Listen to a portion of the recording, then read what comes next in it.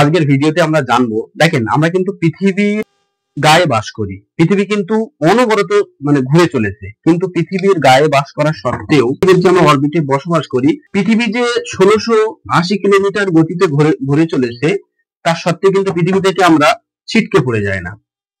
তো এর পিছনে কারণটা কি? What is the reason behind it? এর পিছনে কারণটা হচ্ছে গ্রাভিটেশনাল ল।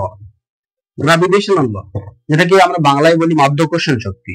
এই মাধ্যাকর্ষণ শক্তির কারণেই কিন্তু আমরা পৃথিবী থেকে ছিটকে পড়ে যায় না। শুধু তাই নয়, জাস্ট একটা উদাহরণ দিলে বুঝতে পারবেন। দেখেন, যদি একটা বল থাকে, এই বলের উপর যদি কোনো একটা বস্তু থাকে, তাহলে বলের উপর যদি কোনো একটা বস্তু থাকে এবং বলটাকে ঘোরানো হয়, কিন্তু ঘোরালে কিন্তু বলের উপরে যে বস্তুটা সেটা কিন্তু ছিটকে পড়ে যায়।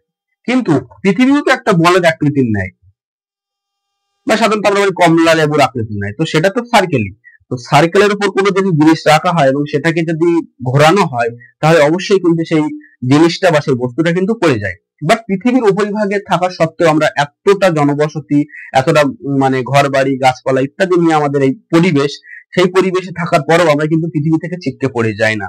আমি ওর কারণটা কি বললাম? গ্রাভিটেশনাল ল। এই গ্রাভিটেশনাল ল বা মাধ্যাকর্ষণ শক্তি আমাদের পৃথিবীর কেন্দ্রের দিকে সবসময় টেনে রাখে। তো তার চেয়ে আরেকটা উদাহরণ দিলে আপনারা বিষয়টা আরো ক্লিয়ার হয়ে যাবে। সেটা হচ্ছে কি, যে সাধারণত যখন আপনারা ট্রেনে বা বাসে বসে থাকেন, তখন কিন্তু ট্রেন বাস অতি দ্রুত গতিতে চলতে থাকে, বাট আপনারা কিন্তু কিছুই বুঝতে পারেন না। জাস্ট ওখানে বসে থাকেন, একদম স্থির, একদম সাইলেন্স থাকেন, কিন্তু তারপরেও ট্রেন বাস কিন্তু 100 200 এই সমস্ত গতিতে কিন্তু চলতে থাকে, কিন্তু আপনাদের অনুধাবন হয় না। এর কারণটা কি? ঠিক অনুরূপ ভাবে যেভাবে পৃথিবীতে আমরা বসে আছি, আমরা কোনো অনুধাবন করতে পারছি না, কিন্তু যখনই কিন্তু ট্রেন এবং বাসটা থেমে যায়, তখন কিন্তু আমরা সামনের দিকে ঝুঁকে পড়ি। তো এইটাই হচ্ছে কারণ। যদি কিনা এরামও বিজ্ঞানীরা বলেছেন, যদি পৃথিবী কখনো যদি থেমে যায় হঠাৎ করে, তো আমরা কিন্তু পৃথিবী থেকে ছিটকে পড়ে যাব। তো আল্লাহ তাআলার এই মহা যে মহিমা, এটার কারণে কিন্তু আমরা আছি, এবং তার পেছনে আরেকটা কারণ হচ্ছে মাধ্যাকর্ষণ শক্তি, যেটা কিনা পৃথিবীর কেন্দ্রের দিকে আমাদের টেনে রেখে দিয়েছে।